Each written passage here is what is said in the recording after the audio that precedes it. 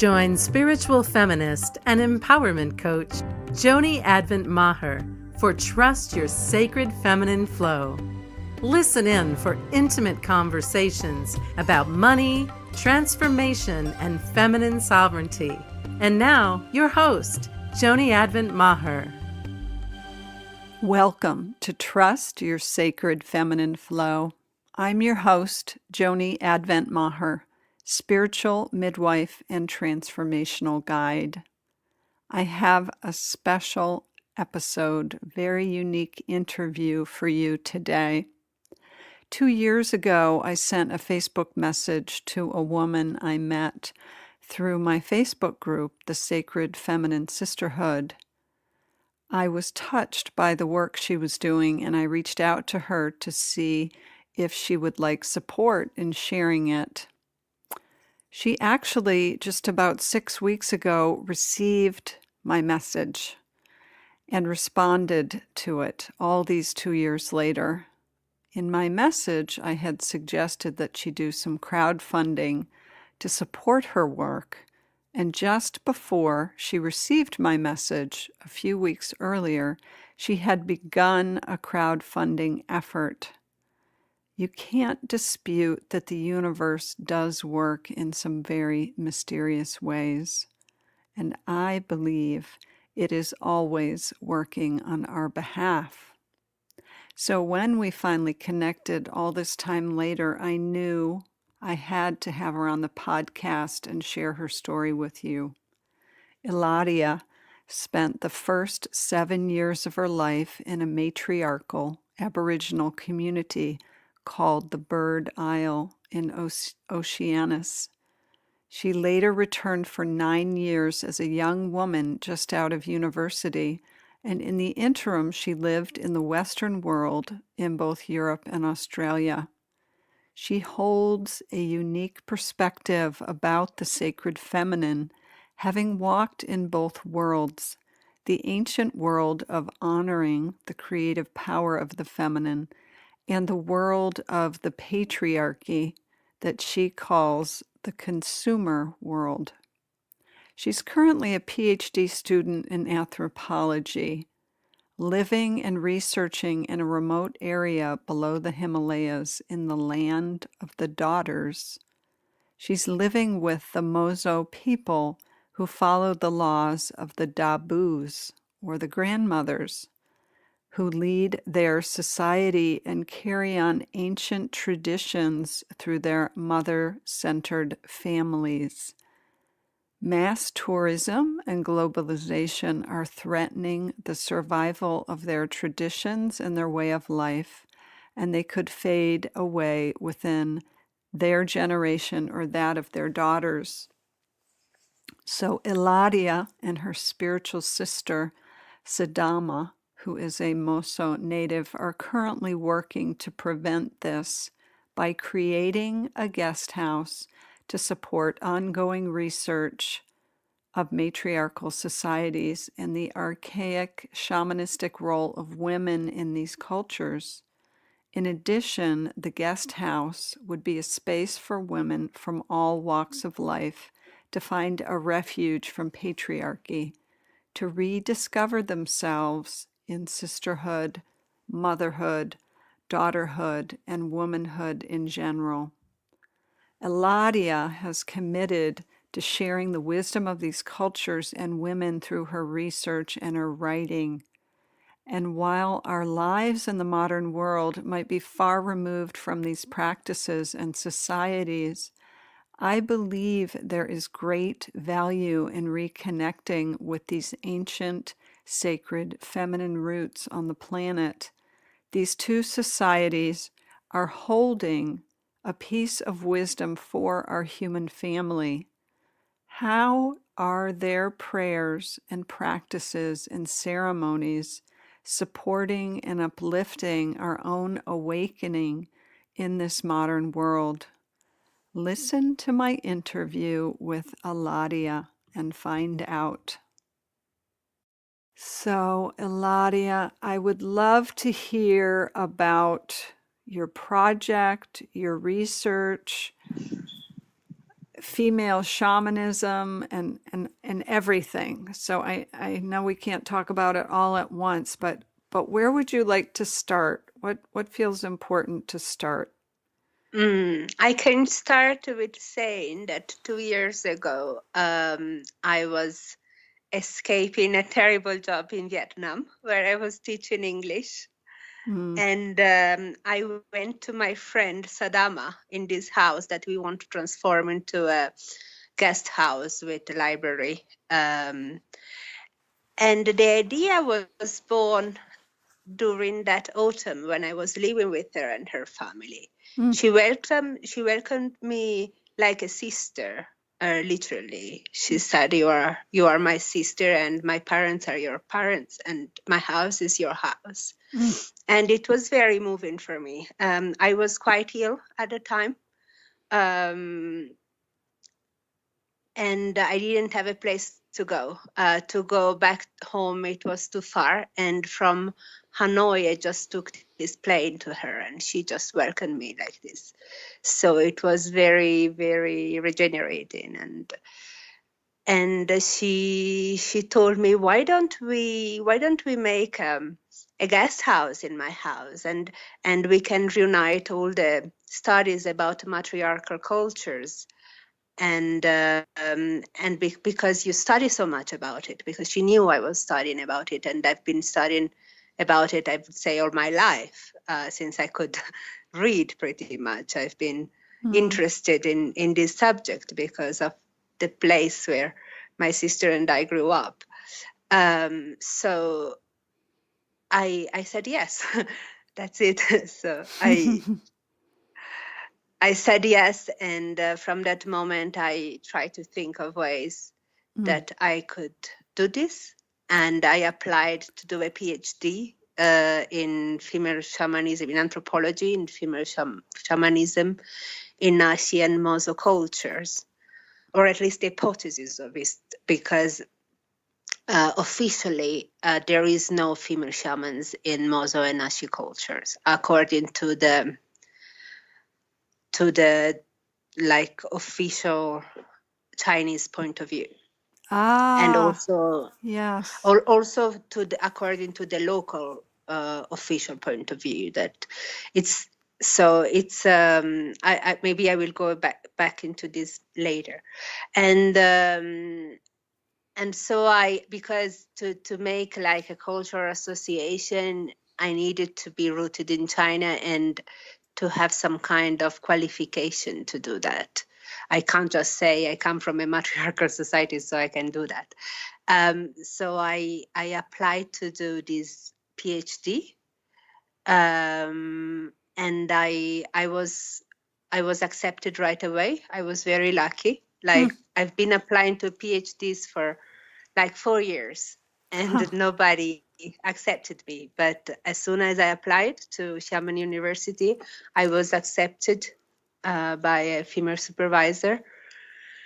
And so the journey started. So for the past 2 years, like the 1 year was spent applying to the PhD because it was a lot of bureaucracy. And the second year was spent in Xiamen University doing exams, because in China you do a lot of exams to do a PhD. And this summer I started a website, and many women have helped me. So I'm very thankful for all the advice that I received, and it's still a work in progress. It's not like exactly how there is still a lot of advice that I want to put in practice, but at the moment I don't have a computer, so I will do that in the spring. Yes, it's a one step at a time kind of process you're in the middle of, isn't it? Yes. Yes. Yes. So you are doing your PhD in China, and the Moso culture is in China. So are you saying that's part of why there are no females recognized as shamans? And I'm assuming that it's kind of a role of spiritual authority or authority in the culture to be a shaman. Am I right about that? Yes. Yes. I would say like that in the oldest patriarchal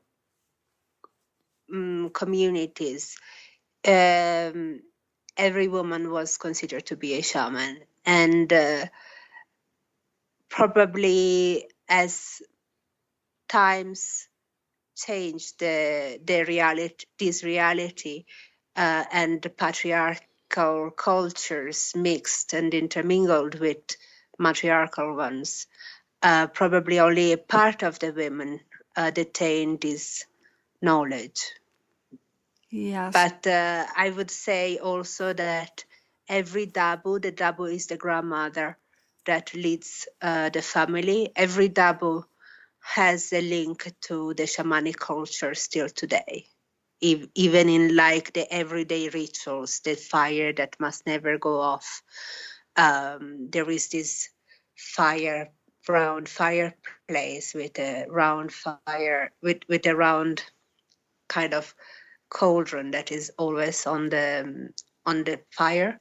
Yes. And it never goes off. And there is like all over Asia and Europe and the Middle East, in my previous studies about shamanism, like there is all over time and space evidence of female shamanism based on the cult of the eternal fire that has a very particular meaning. So this survives, and also every day the Dabus walk around the stupa. The stupa, for who doesn't know it, it can be found on the pictures of my crowdfunding page and on my website. But there is like this. It's like it has a bit like the shape of a yurta.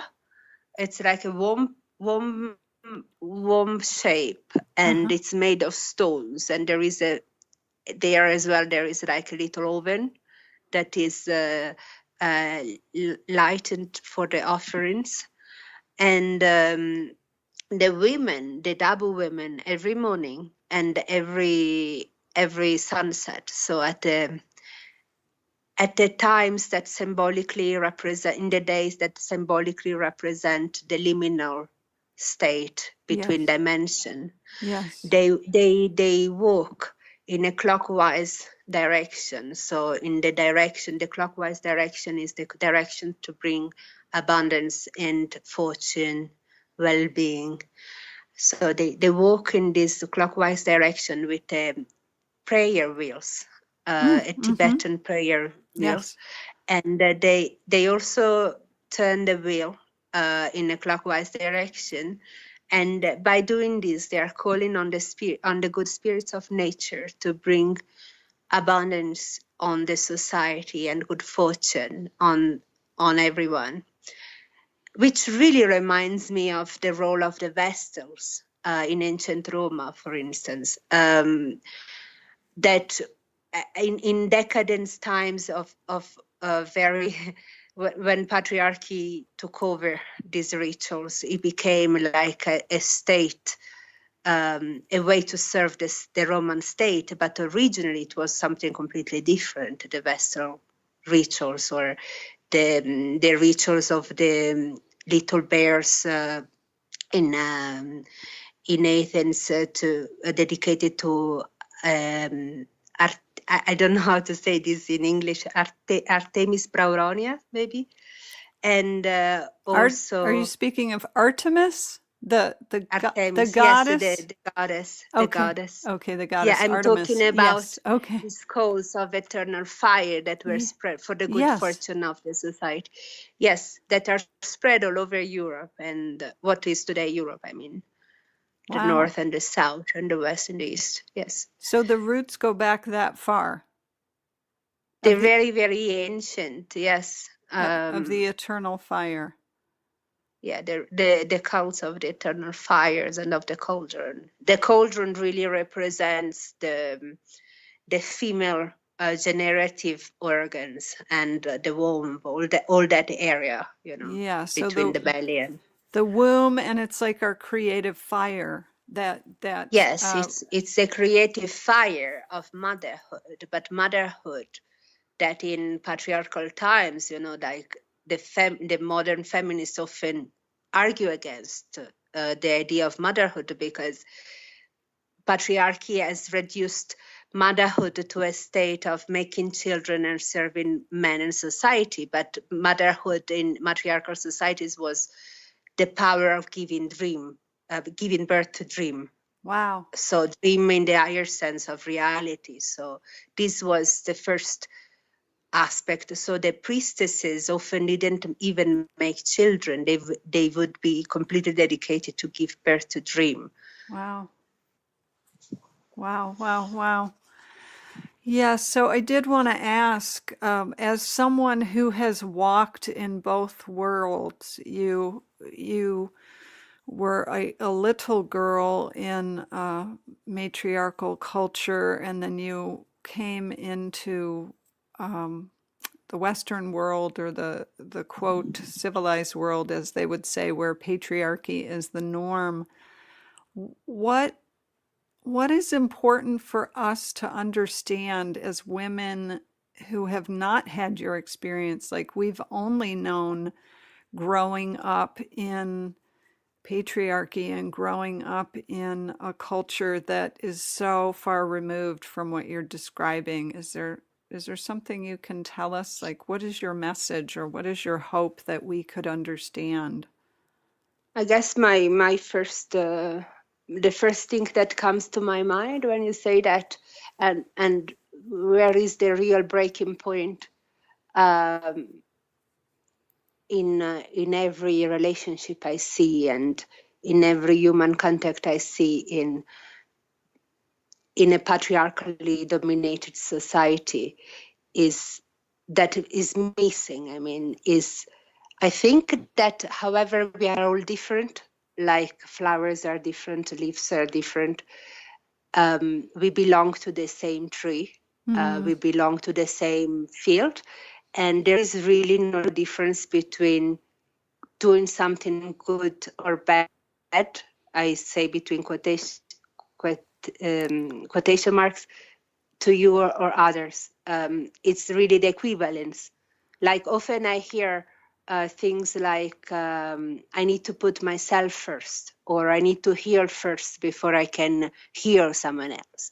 And this is completely not even the opposite. It's like in matriarchal societies, as far as my experience goes, there is this profound sense of equivalence. So if I'm doing something to help you heal, I'm actually healing myself. And all the healing work is not based on like the shamanistic idea of guru in patriarchal societies, where it's kind of figure that is on top of a mountain that he can never, or she can never fall off from the top of a mountain, like in this blissful state, and therefore can help others to heal because she or he has already achieved some absolute illumination. Like for us, the illumination is the equivalence,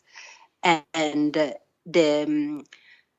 the healing work between healer, like if you go to the healer will work on getting you to get your healer out and healing your wounds by working on hers, for instance, or Interesting. on in a circle, more likely. So it's like a really, I heal you by healing, I heal me by healing you, and vice versa. So So, the like, I just want to finish with yeah, this image. yes, Like for us, like the ego, yes. it's more like us.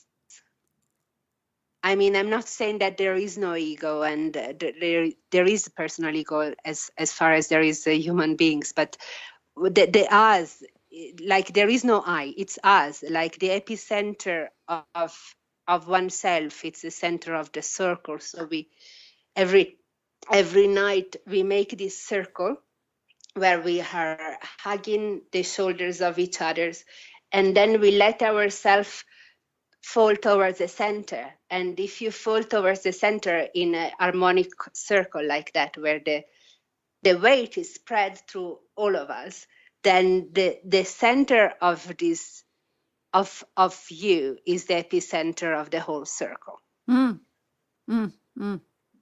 Wow, that's a beautiful image. So it's much more focused on the we or the us as opposed to the individual I, it sounds like. Yes. Yeah. And would it be correct to say that if you were to go see a healer, that in addition to them perhaps doing their own healing, and I would say maybe bringing you into what I would call like resonance with that healing, or it awakens your own inner healer? Is that correct? Yes. The, Yes. yeah. You are healing yourself by you can work on the healer as she works on you. It's like a mutual. Yes. It's a mutual exchange, and often it's done in circles of at least 3 people. At least 3 people. Yes. 3 women. Yes. Usually, yeah, it's done like in circles of 3 women, usually at least. It can be done between 2 women. It can be done, but ideally, it's at least 3 to avoid the dualistic kind of Right. relationship. Yes, that dualism, or the either or one maybe being superior over the other, or something like that. Is that what you're saying? Yes, there is a circularity, like trees, the first tribe, 3. 3. I mean, even the word suggests that.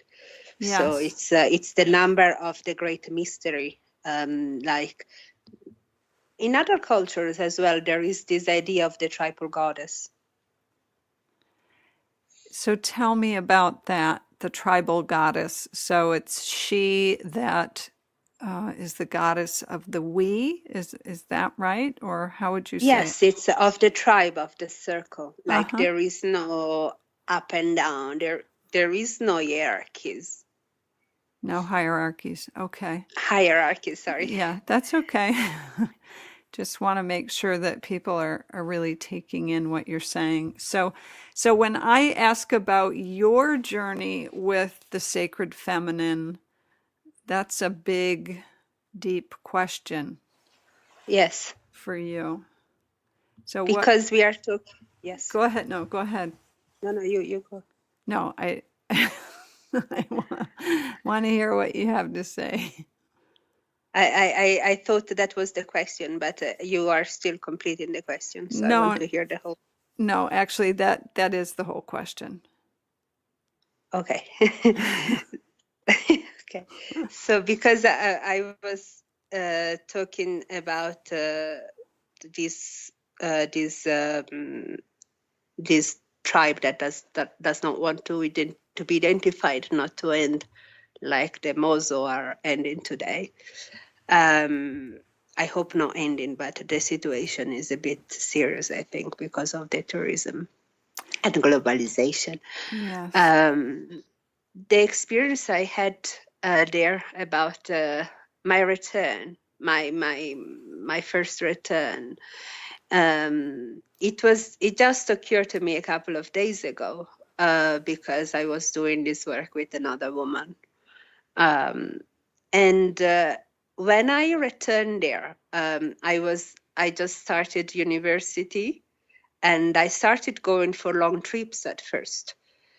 And I remember that I decided to go to university abroad so that I wouldn't have to be with my adoptive family. And I convinced my twin sister to do this with me, to study abroad with me, but she didn't want to go back to the Bird's Isle, the place we call the Bird's Isle. And when I went back there, I went on my own.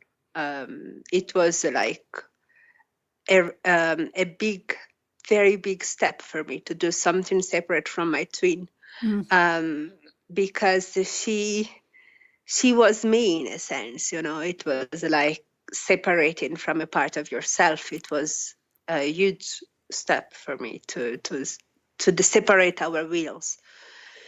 And I thought now when we leave home, when we left home, I thought I'm going to give birth to my new self. This is like the image I had in my teenager.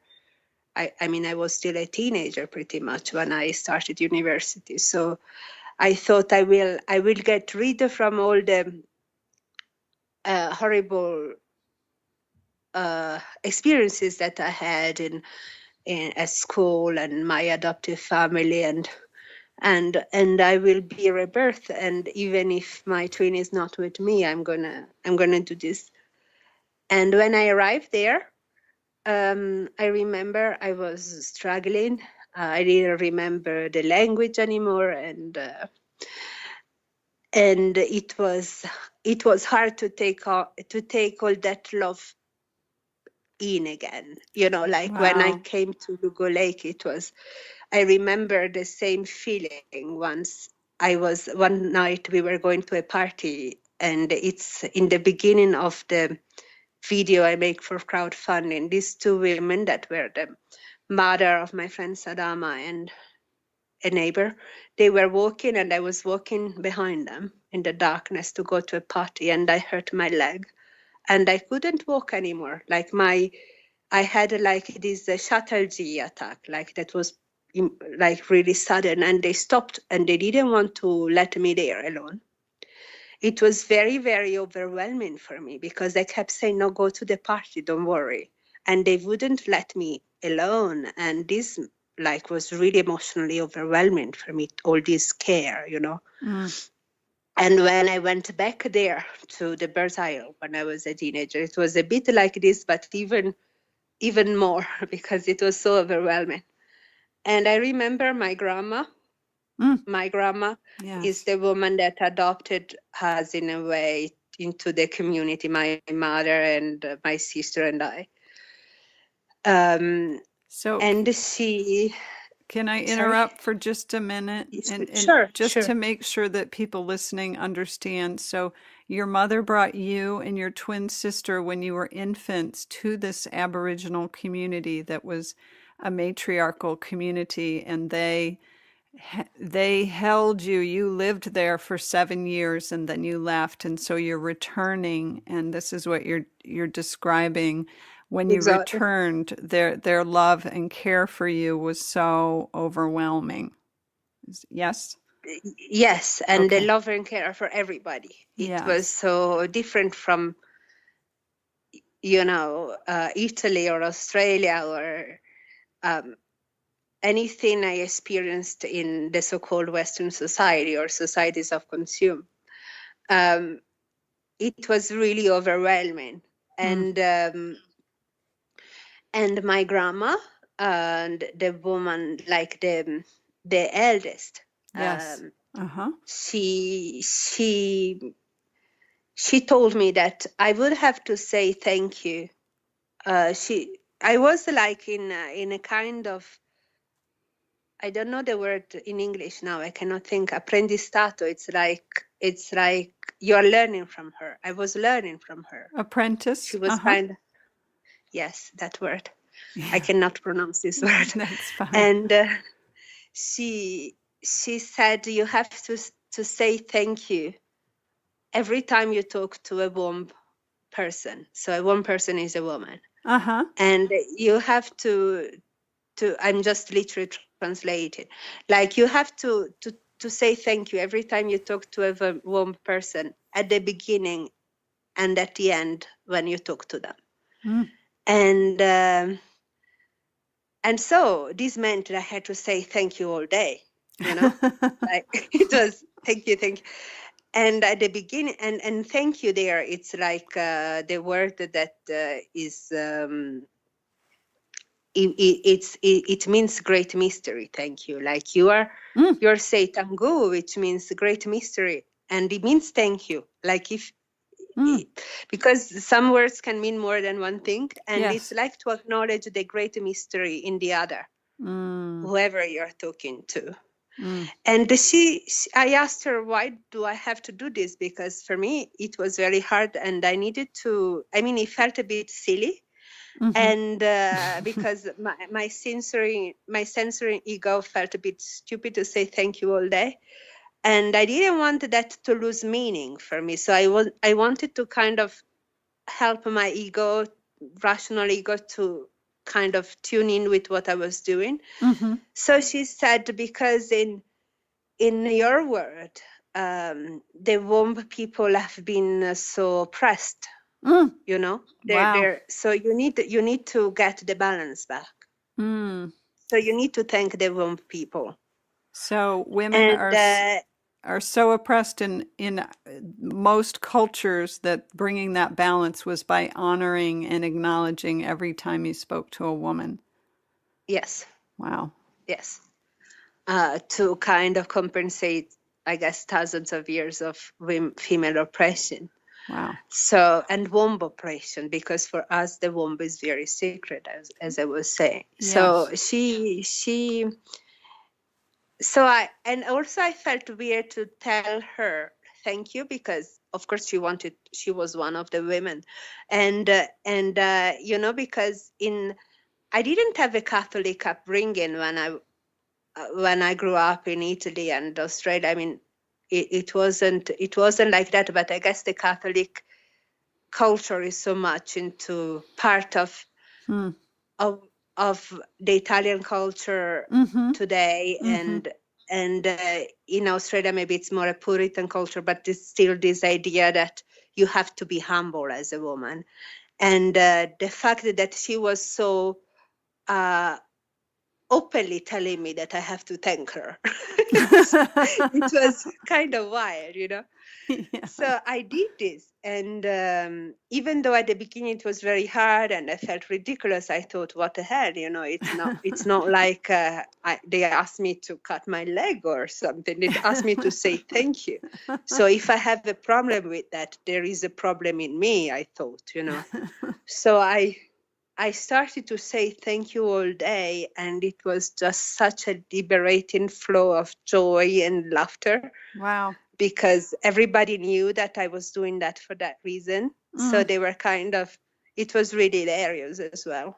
Wow, that and is it was beautiful. really this feminine, really sacred, precious joy between all of us and the male born. So this real honoring of the feminine and the natural flow of joy that came out of that.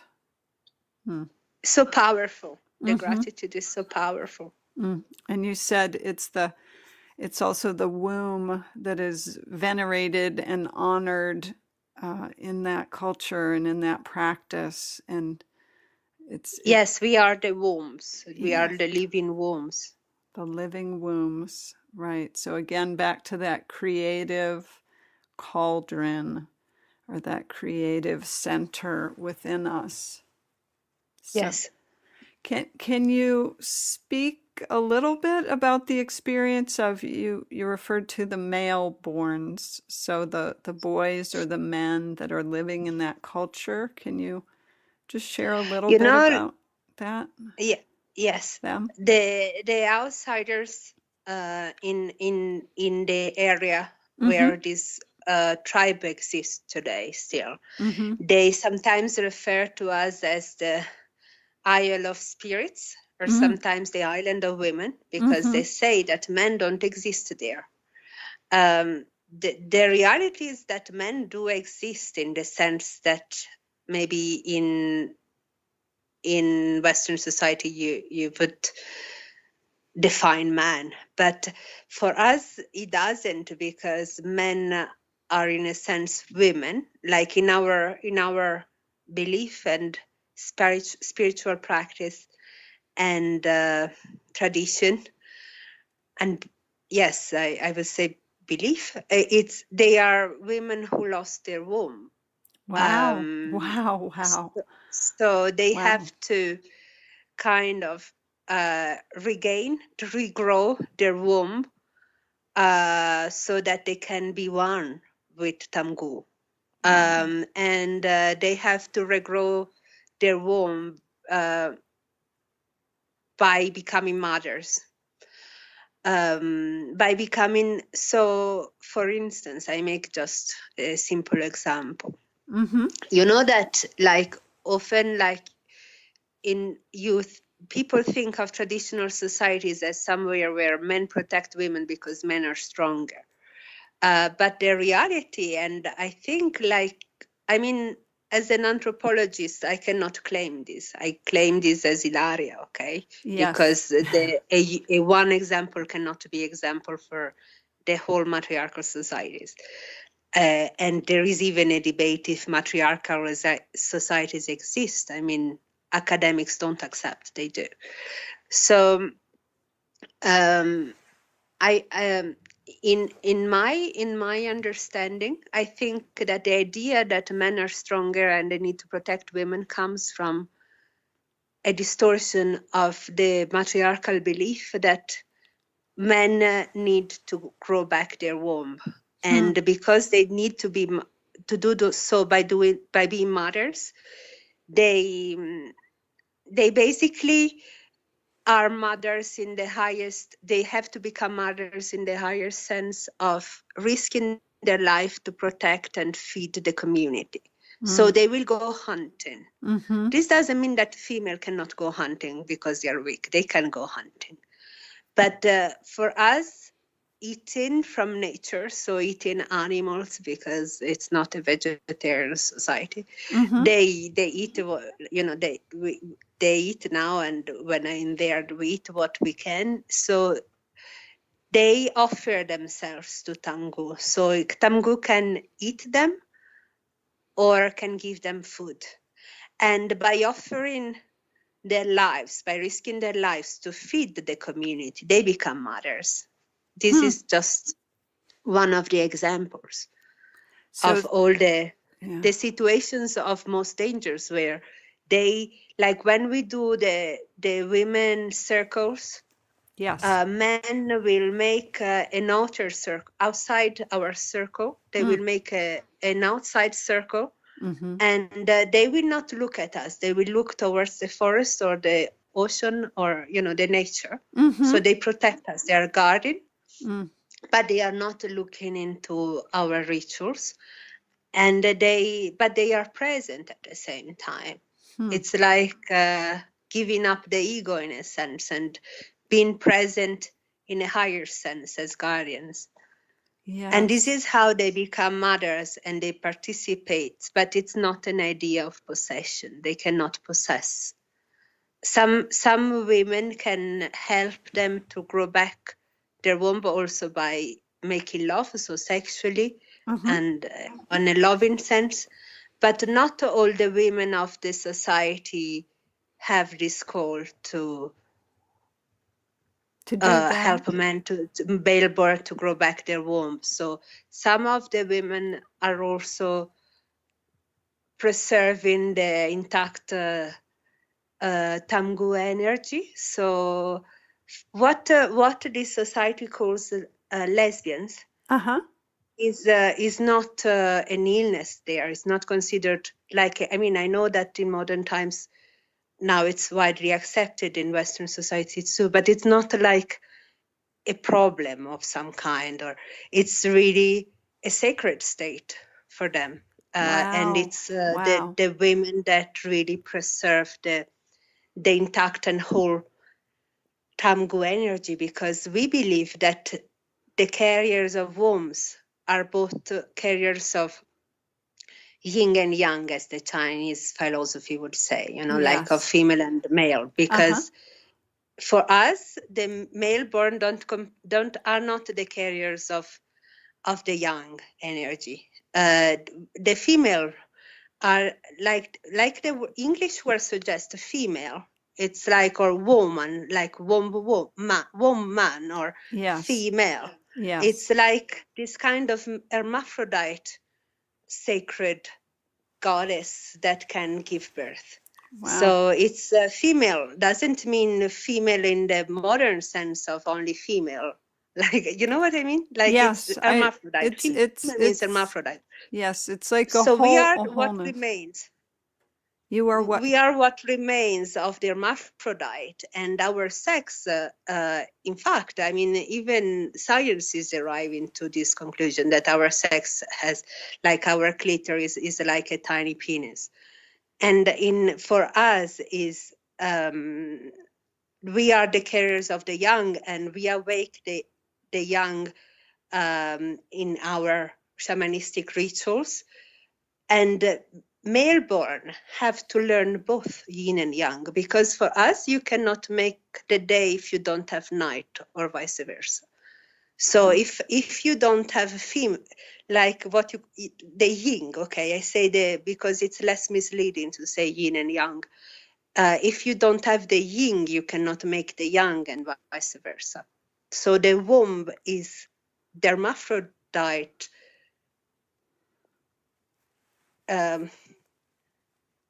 kind of great mystery or divinity. So it's all in us. Yes. So it's the way I might translate it would be just in that sense of wholeness. It's the wholeness or the unity that holds both the yin and the yang, or the masculine and feminine, as we might call it in Western culture. Yeah. Yeah, it's like, and for us, it's the circle of the women that recreates the complete hermaphrodite.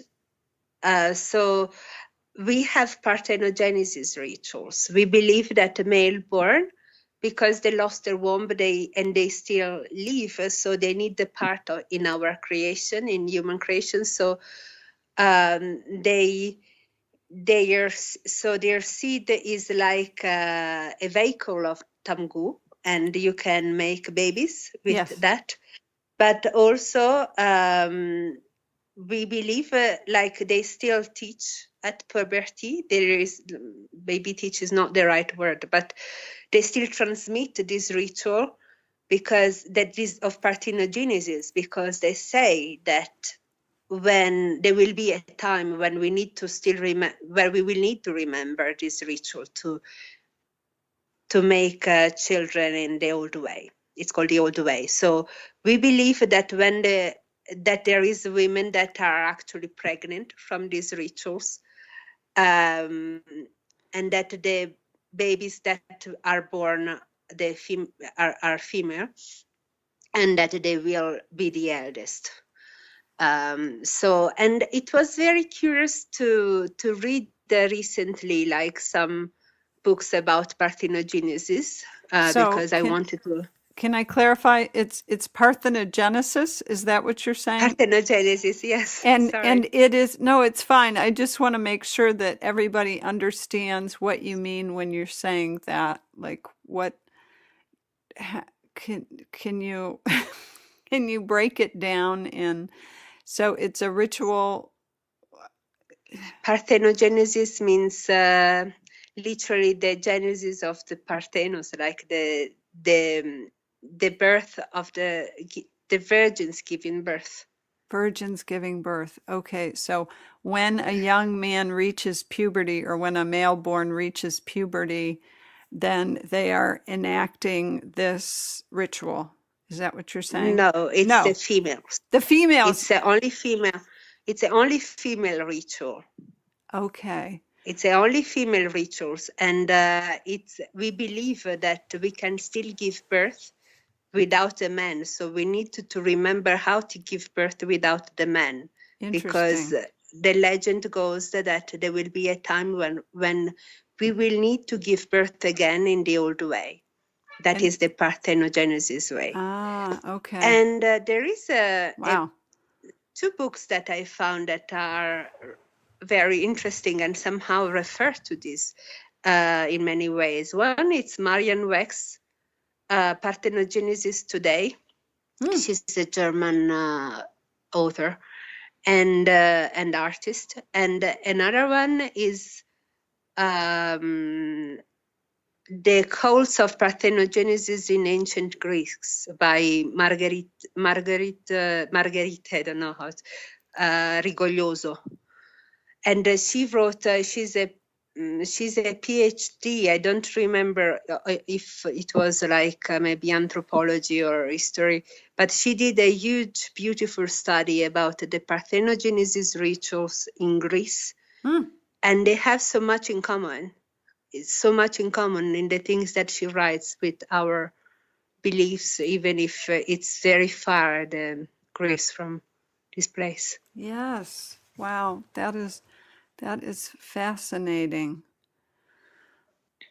So I do want to ask you, because I know you and I had some dialogue before this conversation, just the role of and relationship of money in these cultures, or it would seem that money is not really valued or an aspect, but you had a perspective on it that I thought was really useful and interesting. So can you speak to that again as someone who has walked in both of these worlds?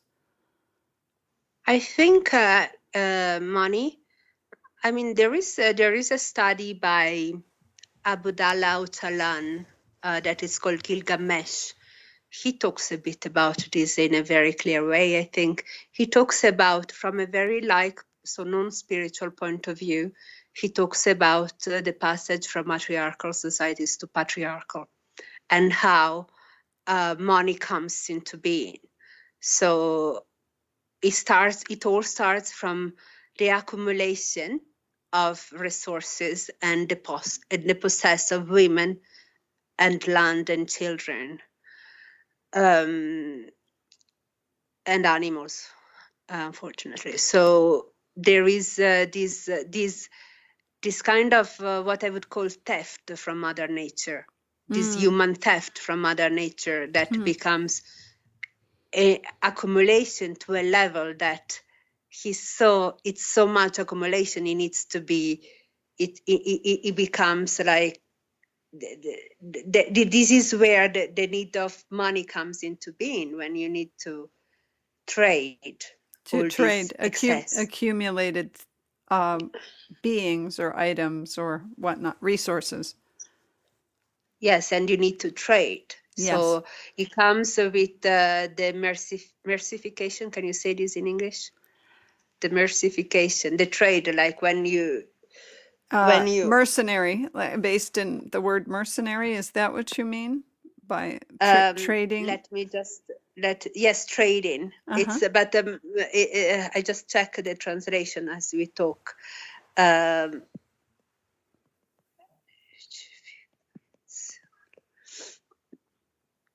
Commodification. Oh, so commodity. Yes, making people and animals and things into commodities. Yes. Exactly. Yes. I gave like the literal translation, like I invented a translation. So the commodification. So he talks about this, and he says like the first oppression was the oppression of women. Before the oppression of classes was the oppression of women. And I really think that, I mean, from my point of view, it's not opinionable. It's like it's really the symbol of what it was stolen from Mother Nature. And now the idea is you make money usually by serving the system and the patriarchal system, and you get a bit of money for a little freedom, for an individual freedom, but it's not like you don't need to belong and respect the land in order to live. You can just make money. So this is, and my personal experience with money is very difficult because of this. Because I mean, money can be turned back into nourishment. Yes. Yes, I think money in the society we live now, it's necessary. It's money, energy. it's necessary to live. Necessary, And I yes. think it's necessary. Maybe it will not be necessary for still very long, but at the moment it's very necessary. And it can be turned back into nourishing energy, I think, by sharing the excess with, starting from the women that we meet, and in our everyday life, the projects that dedicate to that. But also, like you maybe asked me the other time, like you were asking me about my personal experience. And my personal experience, I don't know if it's a knot or if it's a spiritual experience that I need to portray for longer.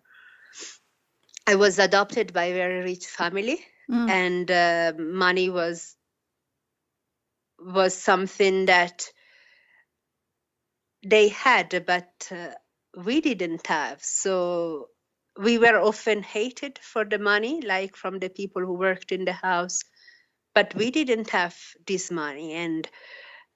And it was always like a kind of threat, of a threat, the fact that we were adopted and that we could be sent away somehow. There was this kind of threat with money. So for me, it was quite traumatic, my relationship with money.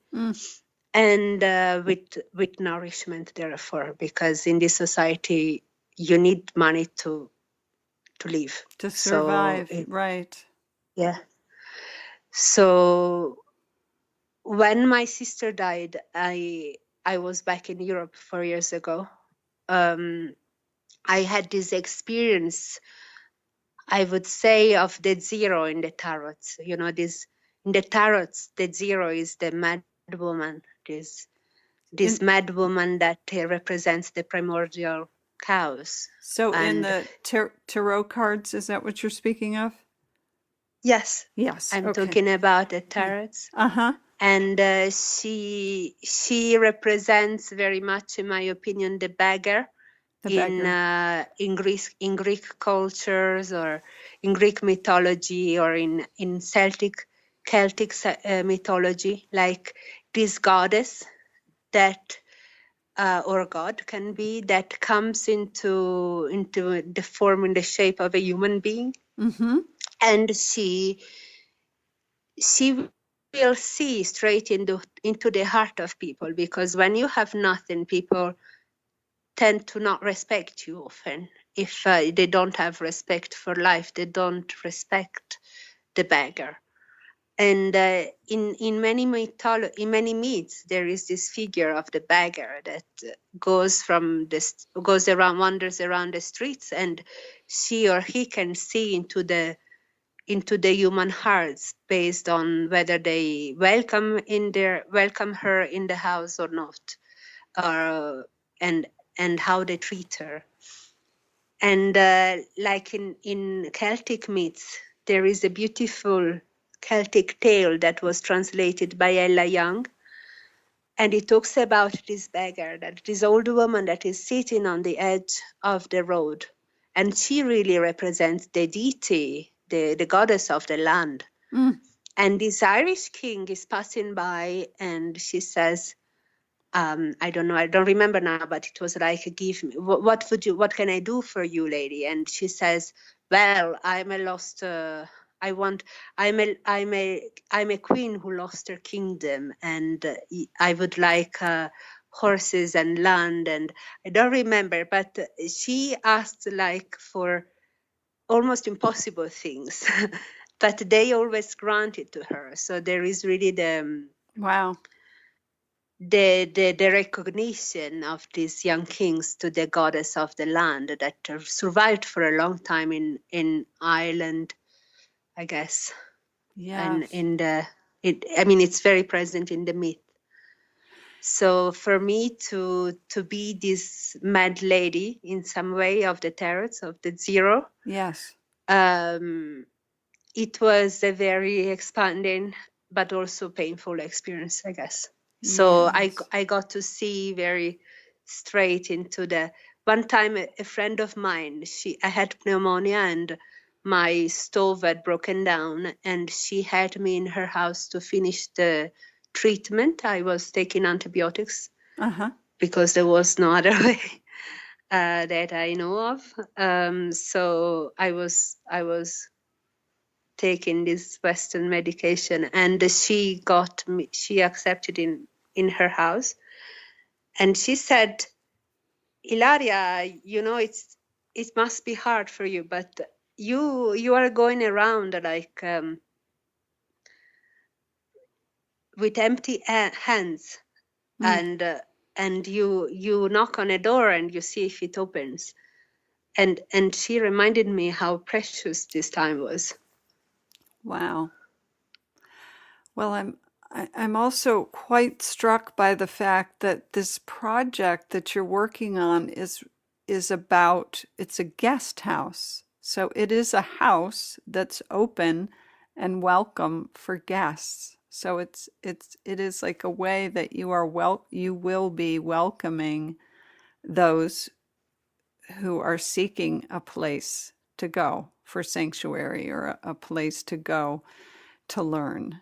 Um, so that seems very important to me Yeah, in your role. yeah, like my grandma. Yes. Is there more? My grandma used to say, you need to give what you need. Mm, wow. Wow. So I also want to add that from my perspective, and this may be my experience or my own personal philosophy, as you were talking about the piece around the money, and that it really was born out of this betrayal or denigration of both the earth and of women. But it seems to me as in the world these days, the feminine is rising through so many women who are waking up to the sacred nature of the womb and of the feminine, that we are bringing a kind of healing, like a restoration into the world of money, so to speak, the energy of money, that we are doing some transformation of that just by, as you said, like sharing, whether it's sharing the wealth, or research that I have heard is that most women do not aspire to having money for the sake of money, but it's really about the impact of what they can do with it, going back to that idea of being nutritive or nourishing to others. So that seems important to me, particularly as part of what we're here to talk about today is this crowdfunding opportunity, and an opportunity for women and men to support this guest house and to support this work of remembering, like keeping that cauldron light, keeping that fire going, but in a way that is welcoming. Whether Yes, whether it's the oh, I'm blanking on the word. I want to say hag, but that's not the right word. The mad woman, like the old mad woman or the beggar woman. It seems really beautiful, like the circle that I can see that's being created through your work and all of this. So that's what I'm receiving just as we're talking, and I'm hearing this. I really agree with you about also the transformation that women are doing with the money energy. And I'm trying, I mean, for me, it's a painful spot, and I'm trying to work on my relationship with that. Yes. But I really believe that yes, the healing is through through giving. So I put all I have at stake for this research, for this PhD, for living in China, for doing this. And I trust myself and every force that is sustaining this project, my friends and that are with me in this project, and I trust this, and I believe that the healing is really in the what you were saying. Like also, like if I had the money, I would definitely use it for the healing of the earth, for the whole, right, for the well-being of to nourish. Yes, to nourish, exactly. So along those lines, if someone wanted to learn more about your work, to learn about this project, the Guest House Project, I know that they can go to your GoFundMe page, and they could go to GoFundMe, and then in the search bar, just put in womb, like womb, WOMB, home, HOME, womb home, and they could access it there. And then you also have a blog. A website blog. A website so it's part blog. of a website. Yeah. Right. And can you say the address for that as well? Yes, it's www.wombhome.wordpress.com. Yes. So again, it's wombhome.wordpress.com. www. So wonderful. And there is like a blog part with like the posts of who wants to contribute. So anyone is welcome to send us experiences that they believe we could be helpful to share. We want to give voice to whoever wants, to whatever, like to women, to womb people who want to find, like the purpose of us is to give back to give back the voice to erased voices. Yes. To I would say uplift or share women's voices. Exactly. Yes. So we do need to bring this to a close.